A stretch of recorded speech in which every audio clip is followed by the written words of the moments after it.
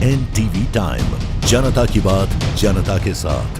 2027 में सरेनी से भाजपा का चेहरा बनने का दावा, पार्टी मुझ पर भरोसा करेगी। नमस्कार, एनटीवी टाइम में आपका स्वागत है। खबर रायबरेली सरेनी से, जहां सरेनी विधानसभा 182 से भाजपा टिकट को लेकर चर्चाओं के बीच वरिष्ठ भाजपा नेता शेरजंग सिंह यादव ने रविवार को लालगंज के हरि प्रताप पैलेस में प्रेस वार्ता कर 2027 विधानसभा चुनाव के लिए अपनी दावेदारी पुख्ता की। उन्होंने कहा कि भाजपा हमेशा संगठन कार्यकर्ताओं के परिश्रम और सामाजिक समीकरणों को देखकर प्रत्याशी तय करती है। मुझे पार्टी के श्रेष्ठ नेतृत्व का आशीर्वाद प्राप्त है। इसी विश्वास के साथ मैं लगातार क्षेत्र की जनता के बीच हूं। मुझे पूरा भरोसा है कि पार्टी इस बार सरेनी से स्थानीय चेहरे को मौका देगी। शेरजंग सिंह यादव ने कहा कि उनका उद्देश्य सिर्फ चुनाव लड़ना नहीं, उनका लक्ष्य सरेनी का समग्र विकास है। उनकी प्राथमिकताएं बिजली और सड़क, हर गांव तक निर्बाध बिजली और बेहतर संपर्क, गुणवत्तापूर्ण स्कूल और बेहतर स्वास्थ्य सुविधाएं उपलब्ध कराना, कृषि के लिए सुविधाएं और युवाओं के लिए रोजगार के नए अवसर। उन्होंने कहा कि मैं विधायक नहीं, जनता का सेवक बनकर काम करना चाहता हूं। यदि जनप्रतिनिधि की नीयत साफ हो और इच्छा शक्ति हो तो विकास नीति से क्षेत्र की अधिकांश समस्याएं हल की जा सकती है। प्रेस वार्ता में उन्होंने दावा किया है कि क्षेत्र की सभी वर्गों का समर्थन भाजपा के साथ है और जनता का विश्वास उन्हें लगातार मिल रहा है। रायबरेली से गौरी शंकर की रिपोर्ट। शेरजंग यादव, भारतीय जनता पार्टी उत्तर प्रदेश, आज राधे का पूर्वा, दुर्मिसरा, बेटा, सरेनी का रहने वाला। आज प्रेस कॉन्फ्रेंस रखी है, क्या इसका उद्देश्य? प्रेस कॉन्फ्रेंस दावेदारी हमारी विधानसभा की है, 182 विधानसभा सरेनी से, इसी उपलक्ष्य में रखी गई। आप पहली बार चुनाव में हैं, जनाधार कितना है और जीत का भरोसा आपको किस आधार पर है?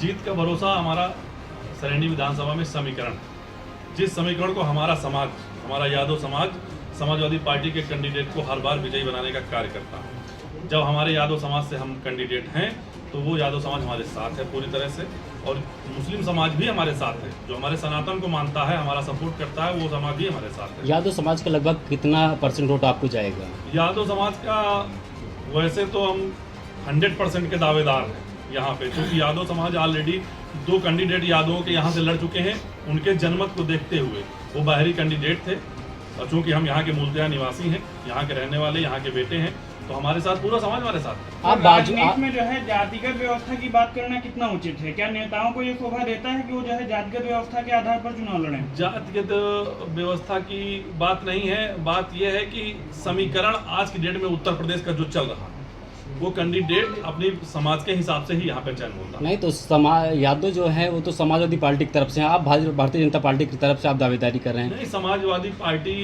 तो कभी थी यहाँ, राजा साहब समाजवादी पार्टी से जो समाज ने जितवाया, हर समाज क्या यादवों ने नहीं जितवाया, हर समाज ने जितवाया उनको। लेकिन राजा साहब क्या चुनाव के बाद यहाँ दिखाई दिए?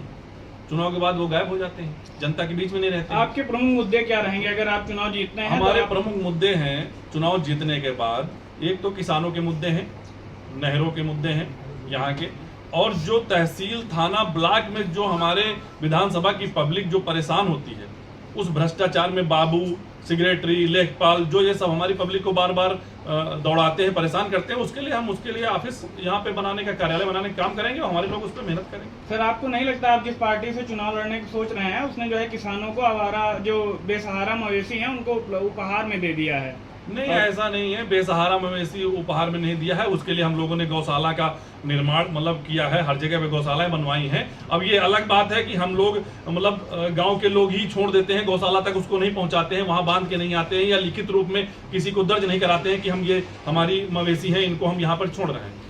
बाकायदा कार्रवाई पे उसको लेना चाहिए। भारतीय जनता पार्टी की सरकार में किसानों को जो है खाद, यूरिया की समस्या बनी रहती है, कोई भी नेता सामने नहीं आता है, उसके बारे में आप क्या कहना चाहेंगे? ऐसा नहीं, सभी किसानों को खाद यूरिया की समस्या नहीं है। जहाँ पे जो लोग ठीक ठाक राजनीतिक लोग हैं, कोई मंत्री है, कोई ठीक ठाक विधायक है, जो जोरदार नेता है जिस समाज क्षेत्र के, वो अपने यहाँ के किसानों को, अपने विधानसभा किसानों को उपलब्ध कराते हैं खादें। उसी में अगर यहाँ के नेता अगर ये चाहते हो, पूरी जोरदारी से काम करते, तो सरेनी का किसान जो है खाद के लिए मुहताज नहीं होता। क्या आप सरेनी जीतने आए हैं या किसी प्रत्याशी को वोट काटने आए हैं? हम स्वयं लड़ने आए हैं, और हमारे जो राजनीतिक पितामह है माननीय राजनाथ सिंह रक्षा मंत्री जी, उन्होंने ही, उनके आशीर्वाद है हमारे ऊपर, उनके परिवार का आशीर्वाद है, और हमारे समाज के जो मुख्यमंत्री हैं माननीय मोहन यादव जी, उनका भी आशीर्वाद है। लेकिन हमारे जो नेता हैं वो माननीय राजनाथ सिंह जी हैं, उनके आशीर्वाद से मैं यहाँ पे आया हूँ। अगर टिकट नहीं मिला तो आप मैदान में रहेंगे या आप अपने कदम पीछे पार्टी लेंगे? जो निर्णय लेगी उसी आधार पे हम चुनाव लड़ेंगे। पार्टी का, हमारे शीर्ष के नेताओं का ही मतलब जो आदेश है वो मेरे लिए सर्वोपरि है। सरेनी आप वोट क्यों दे? आपकी क्या ऐसी उपलब्धि है कि जिस पर सरेनी आप पर भरोसा करे? सरेनी हमारे ऊपर इसलिए भरोसा करेगा कि सरेनी सबको आजमा के देख चुका है। यहाँ जितने लोग हैं सबको देख चुका है सरेनी, चाहे वो राजा साहब हो, चाहे वो मतलब जो कोई भी कैंडिडेट हो, मैं किसी को बोल नहीं सकता हूँ, लेकिन पर्सनली मेरा किसी से कोई दोष नहीं है। लेकिन जो सरेनी ने देखा उसमें मेरा भी घर है। ऐसा नहीं है कि सरेनी से मेरा घर अछूता हुआ है, तो अगर सब लोगों को कष्ट हुआ तो मेरे घर को भी कष्ट हुआ है। तो देख लिया है सबको। अब एक किसान का और बैकवर्ड पिछड़े का बेटा है, हमेशा राजा बने हैं, अब एक प्रजा बनेगी, तो क्या दिक्कत है? लगातार सरेनी में जो विधायक दौड़ा कर रहे हैं 5 वर्षों से लगातार, क्या लगता है जनता उन पर भरोसा करेगी या आप पर करेगी? दौड़ने से कुछ नहीं होता, आज सामने वाले को दिखना चाहिए। एक आदमी की आप मदद करते हैं, अगर 12 बजे रात को ठंडी में उठ के अगर नेता फोन उठा लेता है, एक आदमी की मदद करता है, तो वो आदमी 200 आदमी के बराबर है। एक आदमी आप सबके लिए केवल होर्डिंग और पोस्टर और बैनर पे नेता बने रहिए, उसका कोई मायने नहीं। सरेनी क्षेत्र के जनमानस के लिए आपके द्वारा कौन कौन से कार्य किए गए हैं? अभी तो हम कुछ है नहीं, ना हम किसी कुर्सी पे है ना किसी पोस्ट पे हैं, लेकिन सरेनी के अगर जितने पत्रकार साथी हैं, ये कभी हमारे साथी भी रहे होंगे इसमें से कुछ लोग, तो उनसे पूछ लीजिए, अगर वो कहीं भी हैं, यही नहीं रायबरेली में ही नहीं, कानपुर और पूरे प्रदेश में या दूसरे प्रदेशों में भी, अगर उन्होंने मुझे फोन मिलाया हो, किसी प्रशासनिक अधिकारी ने उनको रोका है, दरोगा, टीआई, कोतवाल, किसी ने रोका है, तो मैंने फोन उठाने का काम किया, उनको छुड़वाने का काम किया। अगर आप चयनित हो जाते हैं तो उसके बाद आपके दिमाग में ऐसे कौन से कार्य हैं जिन्हें आप 1 साल के अंदर प्रभावी ढंग से जो है धरातल पर उतारने का कार्य करेंगे? देखो, हम अगर अभी हमारी प्रेस वार्ता आप लोगों से हो रही है, शुरुआत का मामला है, तो मैं इस बात को चैलेंज नहीं कर सकता हूं कि मैं 1 साल के अंदर यहाँ तीर मार दूंगा, तो तीर मारने वाली बात नहीं। लेकिन यहाँ पे एयरपोर्ट बनवाने का काम, उसमें केंद्रीय मिनिस्टरों से भी मेरी वार्ता हो चुकी है, और रोजगार लाने का काम और कारखाने लाने का काम मैं करूंगा, जिससे हमारी सरेनी का विकास हो सके। सर, सरेनी क्षेत्र की जो जनता है उपजाऊ भूमि है, तो इस कारण से जो है यहाँ पे फैक्ट्रियां नहीं लग सकती हैं, तो इस कारण से रोजगार तो सृजित नहीं हो सकते हैं कारखानों के माध्यम से, ऐसा आप भी जानते होंगे। तो रोजगार के लिए क्या कुछ विकल्प ऐसे हो सकते हैं? यहाँ उपजाऊ भूमि है, लेकिन कुछ जगह पे ही उपजाऊ भूमि है, लेकिन अगर आप कहीं इंटीरियर में देखेंगे, आप कटगर साइड देखेंगे, तुर्का साइड पूरा ऊसर बना हुआ है, वहाँ कुछ नहीं पैदा होता। हमारा एक एक चीज यहाँ, एक एक गांव घुमा हुआ है। मैं कोई नया व्यक्ति यहाँ के लिए नहीं हूँ, मैं यहाँ पूरा आप इस क्षेत्र जहां पकरा से हमारी विधानसभा चालू होती है और 74 तक चालू रहती है, नारायण दास खेड़ा के बॉर्डर तक, वहां तक के लोग मुझे जानते हैं कि ये शेर जंग यादव क्या करते हैं। नेताजी, सरेनी विधानसभा से चुनाव लड़ने की आपकी सबसे बड़ी वजह क्या है?